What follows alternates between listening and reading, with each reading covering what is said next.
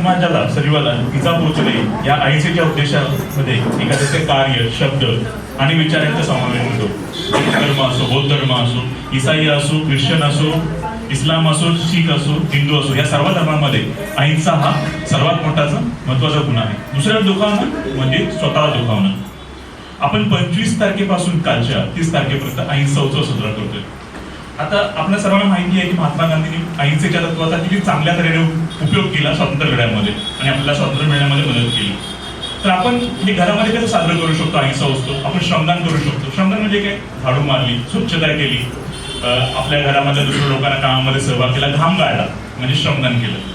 आपण एक दुसऱ्याचे प्रेम वाटू शकतो. कुणालाही दुखवायचं नाही, कुणालाही राग करायचा नाही, कुणावर क्रोध करायचा नाही, एकमेकांच्या धर्माचा आदर करायचा, सर्वांची प्रेम वाटायचं. एवढं केलं तरी आपण अहिंसेचा उत्सव साजरा करतोय.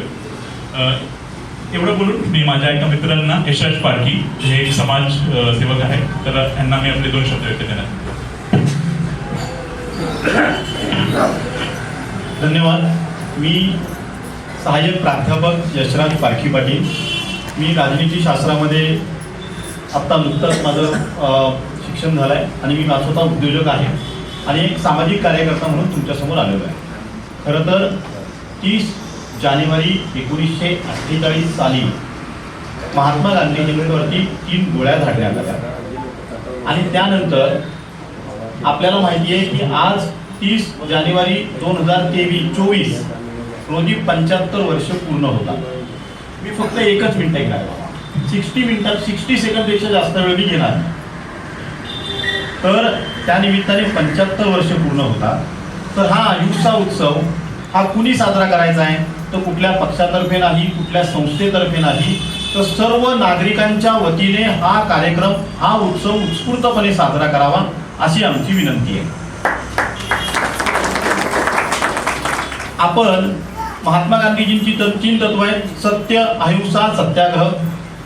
आपण आपल्या मनातील कोणती एखादी गोष्ट कदाचित खोटेपणाने लपवली असेल तर ती आपल्या साथीदाराबरोबर सत्याने शेअर करणे म्हणजे तुम्ही त्या अहिंसा उत्सवामध्ये सहभागी झाला. आपल्या नातवंडांना एखाद्या गोष्टीमध्ये मदत करणे, श्रमदान करणे, घराची साफ स्वच्छता करणे किंवा अगदी आपले स्वतःचे कपडे स्वतः धुणे हा सुद्धा एक श्रमदानाचा एक भाग आहे. आणि त्याचबरोबर आपल्या घरामध्ये आणि आपल्या सभोवताली सत्याचा आग्रह करणे, यासाठी पुढच्या 5 दिवसामध्ये तुम्ही हा अहिंसा उत्सव वेगवेगळ्या प्रकारे साजरा करावा अशी मी आपल्या सर्वांना विनंती करतो. आणि आम्हाला अहिंसा उत्सवाबाबत तुमच्यासमोर शेअर करण्याची संधी दिली त्याबद्दल मी आपला ज्येष्ठ नागरिक संघ काळेवाडी, त्यांचे सर्व पदाधिकारी यांचे मनापासून आभार व्यक्त करतो आणि थांबतो. जय हिंद, जय महाराष्ट्र. धन्यवाद.